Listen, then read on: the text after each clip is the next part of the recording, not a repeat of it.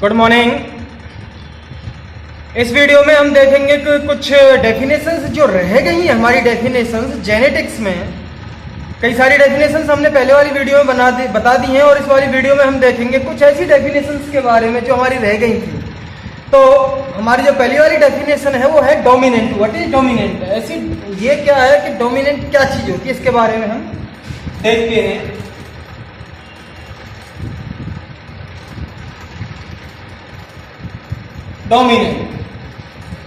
Dominant और recessive को हम एक साथ समझेंगे कि डोमिनेंट क्या है, ये रेसेसिव क्या है, इसको हम एक साथ देखेंगे। What is dominant and what is recessive. देखिए भाई, सीधी बात ये है कि जब कोई बलवान होता है तो उसे डोमिनेंट कहते हैं। यानी कि अखाड़े में दो पहलवान लड़ते हैं, एक पहलवान दूसरे पहलवान को मार लेता है और जो पहलवान दूसरे पहलवान को मार लेता है उसको हम क्या कहेंगे? डोमिनेंट। और जो पहलवान मर जाता है उसको हम क्या कहेंगे? रेसेसिव। यानी कि जो अपने आप को एक्सप्रेस करता है उसको हम क्या कहेंगे? डोमिनेंट। और जो अपने आप को एक्सप्रेस नहीं कर पाता तो उसे हम क्या कहेंगे? रेसेसिव। जैसे यहां पर जो मेंडल ने एक्सपेरिमेंट किए थे, मेंडल ने यह कहा था कि एक प्लांट है जिसमें कैपिटल टी और स्मॉल टी का कॉम्बिनेशन है। इसमें ये जो प्लांट है, जो कैपिटल टी है वो क्या बनता है? टॉल। वो टॉल मानते हैं और स्मॉल टी है उसको हम क्या मानते हैं? ड्वार्फ। ठीक, कैपिटल टी को हम क्या मानेंगे? टॉल। अब ये वाला, इसमें टॉल भी है ड्वार्फ भी है, तो हमारा ये प्लांट कैसा बनेगा? टॉल। तो इसमें जो है प्लांट कैसा बना? टॉल। इसका मतलब है कि टॉल वाले कैरेक्टर ने ड्वार्फ वाले कैरेक्टर को दबा दिया, एक पहलवान ने दूसरे पहलवान को मार दिया, तो उसको हम क्या कहते हैं? Dominant.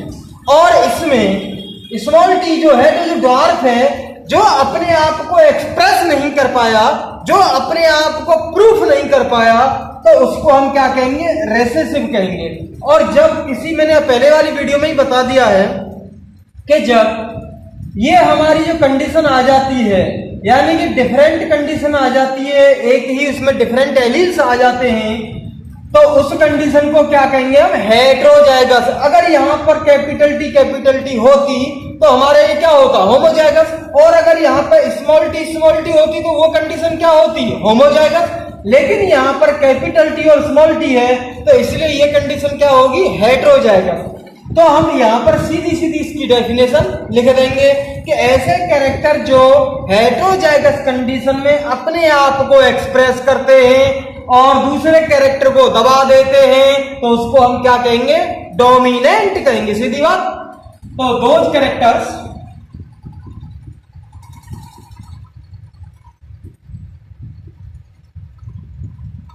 which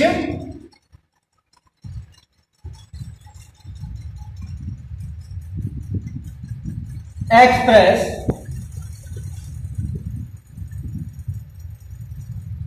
own self in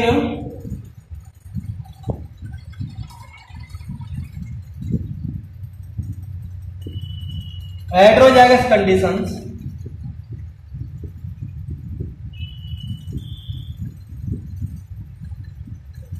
and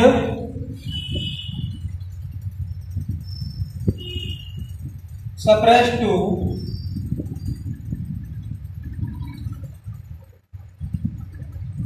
another characters। ऐसे कैरेक्टर जो हेटेरोजाइगस कंडीशन में अपने आप को एक्सप्रेस करते हैं और दूसरे कैरेक्टर को दबा देते हैं तो उस कंडीशन को हम क्या कहेंगे? डोमिनेंट। उन कैरेक्टर्स को हम क्या कहेंगे? डोमिनेंट कहेंगे। और आप इसी में आप डेफिनेशन देख सकते हैं किसकी? रेसेसिव की। रेसेसिव क्या है? रेसेसिव दोज कैरेक्टर्स विच, सीधी बात है, लिख देंगे यहां पे कैन नॉट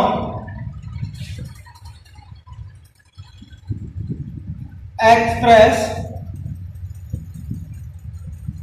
इन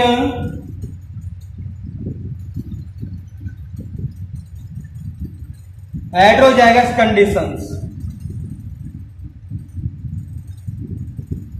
ऐसे कैरेक्टर्स जो अपने आप को हेटेरोजाइगस कंडीशन में एक्सप्रेस नहीं कर पाते, उनको हम क्या कहेंगे? उन कैरेक्टर्स को रेसेसिव। जो पहलवान पिट गया रेसेसिव हो गया, जो पिटेगा तो रिस तो आएगी भाई, गुस्सा आएगी, रिस आएगी तो रेसेसिव कहलाया जाएगा।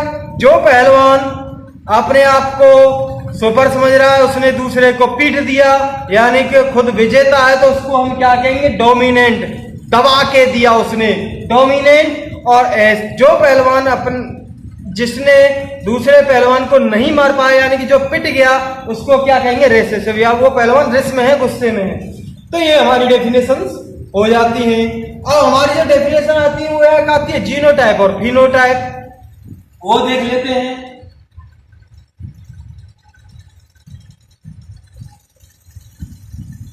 जीनोटाइप क्या है भाई? जीनोटाइप यानी कि जीन से रिलेटेड है। जीनोटाइप जीन से रिलेटेड जीनोटाइप है।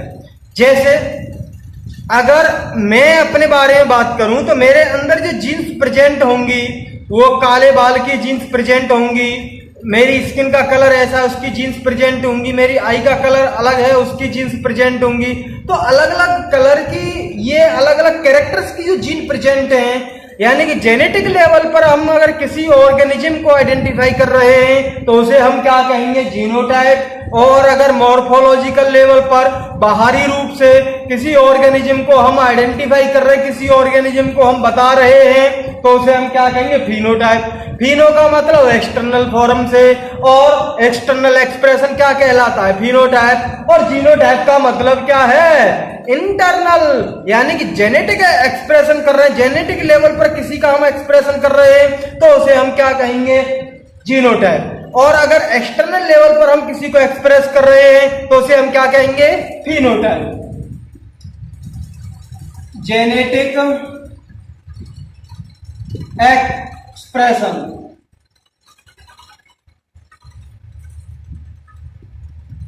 जेनेटिक एक्सप्रेशन, किसी को हम जेनेटिक लेवल पर एक्सप्रेस कर रहे हैं तो उसे हम क्या कहेंगे? जीनोटाइप। यानी कि कैरेक्टर्स रिप्रेजेंट जेनेटिक लेवल। दूसरी डेफिनेशन भी लिख सकते हैं, और कैरेक्टर्स रिप्रेजेंट जेनेटिक लेवल। तो these characters are called genotype. ठीक है, अगर हम किसी को जीन्स को जेनेटिक लेवल पर रिप्रेजेंट कर रहे हैं तो उसे हम क्या कहेंगे? जीनोटाइप कहेंगे। अब बात आ जाती है फिनोटाइप।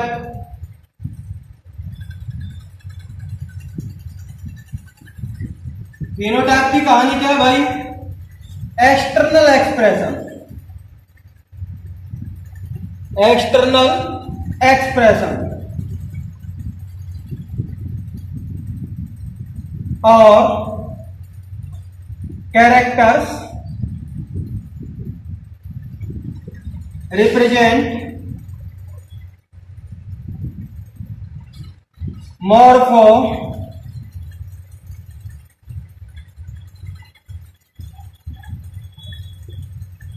Logical level.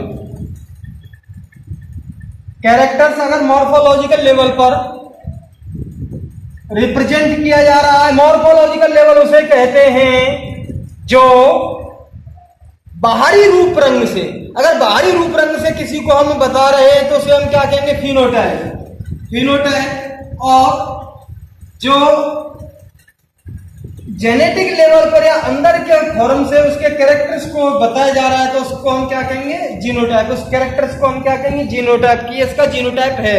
जैसे एक बात करें, कोई प्लांट है, कोई प्लांट लंबा है तो इसका मतलब वो बाहरी रूप से दिखाया जा रहा है लंबा है, तो ये क्या हो गया? उसका फिनोटाइप। और अगर उस लंबे प्लांट को हम रिप्रेजेंट कर रहे हैं, किससे कर रहे हैं? कि भाई कैपिटल टी से रिप्रेजेंट कर रहे हैं, और तो उसे हम क्या कहेंगे? जीनोटाइप।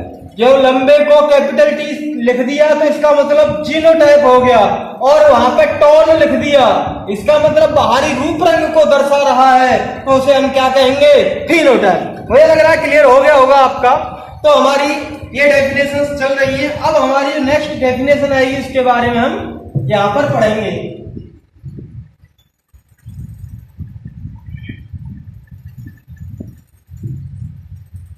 हमारी है अब loci. What is loci? Position of gene और एलील इन ए क्रोमोसोम। लोसाई क्या है? ये क्रोमोसोम है। अब इस पर ये जीन यहां पर प्रेजेंट है, तो ये इस जीन की या इस एलील की इस पोजीशन को शो करता है। जो पोजीशन को शो करता है क्रोमोसोम में कि इस जीन या एलील की पर्टिकुलर पोजीशन क्या है, तो उसे हम क्या कहेंगे? लोसाई। तो हम क्या कहेंगे? ये लोसाई पोजीशन को रिप्रेजेंट करती है। तो position of gene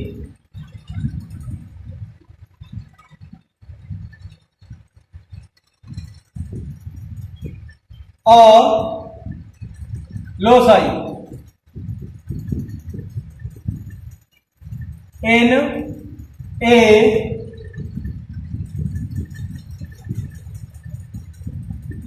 chromosome.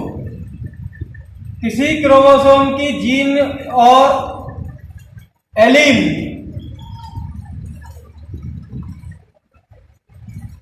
Position of gene और एलील इन ए क्रोमोसोम।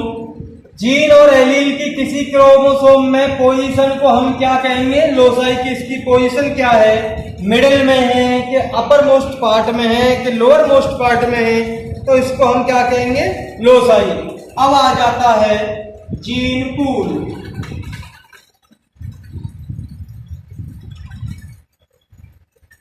जीन पूल क्या है भाई? जीन पूल उसे कहते हैं कि किसी ऑर्गेनिजम्स की पॉपुलेशन, उसकी टोटल जीन्स कितनी प्रेजेंट हैं, तो उसको हम क्या कहेंगे? Gene pool. सीधी बात आ गई।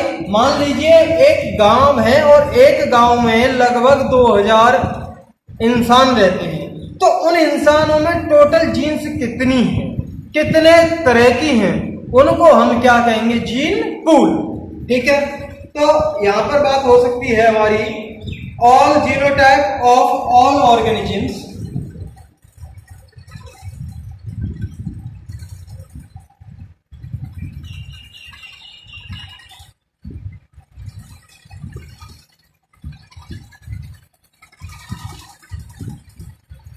all genotype of all organisms in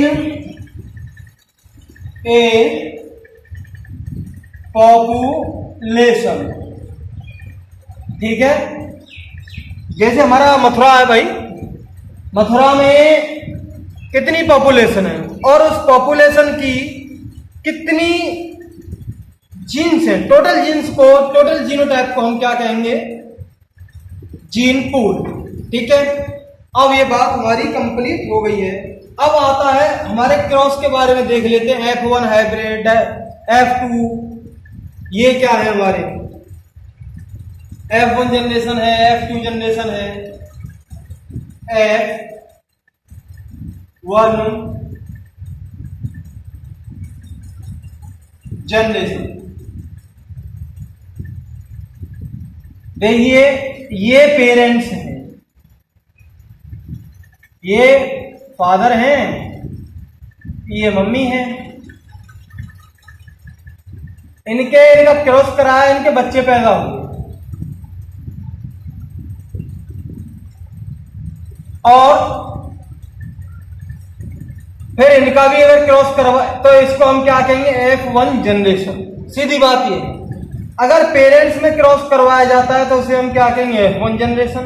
और अगर इनके ही बच्चे होंगे तो उनको हम क्या कहेंगे? F2 generation. ठीक है। तो ये वाली बात हमारी होगी। Cross done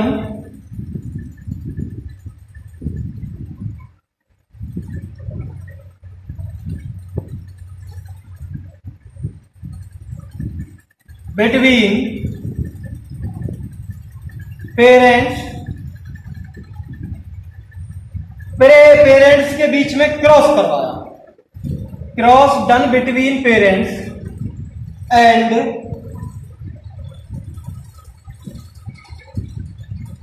produce offspring. This offspring is called F1 generation.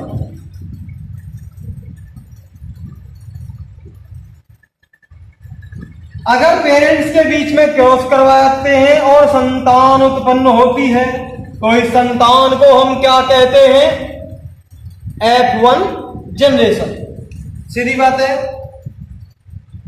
अब F2 जनरेशन क्या होगी?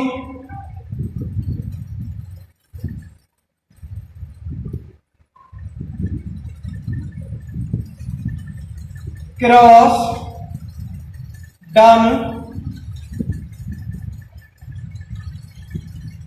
बिटवीन F1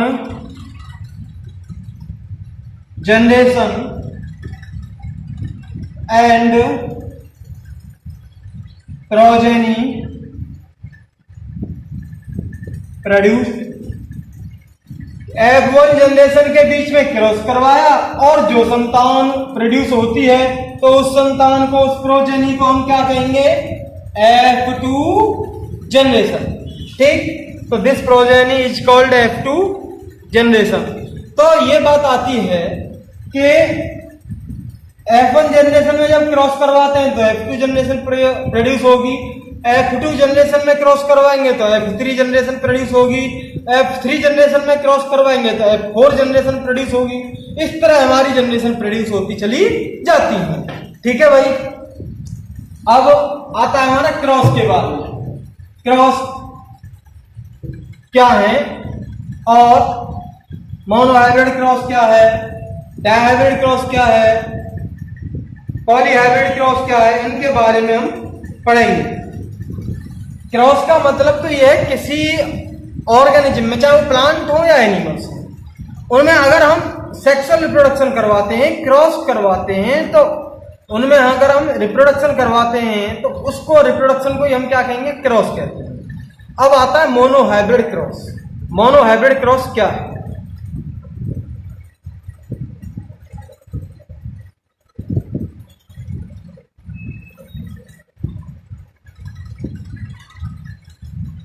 मोनोहाइब्रिड क्रॉस यानी कि क्रॉस करवाएंगे। मोनो का मतलब क्या है? सिंगल। एक कैरेक्टर को लेकर अगर हम क्रॉस करवा रहे हैं तो उसे हम क्या कहेंगे? Monohybrid cross. Cross done by taking one character. अगर एक कैरेक्टर को लेकर क्रॉस करते हैं, जैसे हमने किसी प्लांट्स में क्रॉस करवाया और उसमें हम ध्यान रख रहे हैं कि भैया हाइट को ले लिया, एक कैरेक्टर को ले लिया, हाइट के अब दो रूप होंगे, उसके दो ट्रेट होंगे, एक तो या तो वो टॉल होगा या फिर दूसरा ड्वार्फ होगा। तो यहां पर हमने सिर्फ एक कैरेक्टर को लिया तो इसको हम क्या कहेंगे? Monohybrid cross. ठीक है। अब आता है डायहाइब्रिड क्रॉस की बात।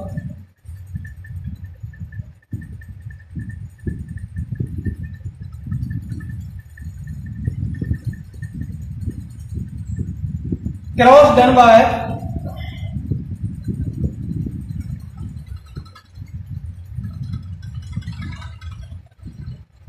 Taking two characters. क्रॉस करवा रहे हैं दो कैरेक्टर्स को लेके तो उसको हम क्या कहेंगे? Dihybrid cross. जैसे मान लीजिए एक कैरेक्टर तो हमने हाइट को ले लिया, दूसरा कैरेक्टर क्या ले लेंगे? फ्लावर के कलर को ले लेंगे। तो यहां पर ध्यान रख रहे हैं। अब एक बात आती है कि जैसे हमने मोनोहाइब्रिड क्रॉस में देखा, मोनोहाइब्रिड क्रॉस में क्या हो रहा था कि प्लांट तो पूरे के हैं, उसमें फ्लावर भी आएगा, उसकी हाइट भी बढ़ेगी, उसका सीड भी आएगा, सब कुछ आएगा, लेकिन हमारा फोकस सिर्फ पहले में एक ही कैरेक्टर पे था और वो था हाइट। सिर्फ हाइट पे था हमारा फोकस और हम किसी कैरेक्टर के बारे में स्टडी नहीं कर रहे थे। अब ये तो हमारा मोनोहाइब्रिड क्रॉस हो गया। डायहाइब्रिड क्रॉस किसे कहेंगे? अगर हम क्रॉस करवा रहे हैं दो कैरेक्टर्स को लेके। दो कैरेक्टर्स का मतलब क्या है कि उसका हमने फ्लावर का कलर भी देख लिया और उसकी हाइट भी देख ली। तो अब हम स्टडी करेंगे प्लांट्स में दो कैरेक्टर्स का। जब दो कैरेक्टर्स को स्टडी करते हुए, ध्यान फोकस करते हुए हम क्रॉस करवा रहे हैं तो उसे हम क्या कहेंगे? Dihybrid cross. अब आ जाता है हमारा पॉलीहाइब्रिड क्रॉस।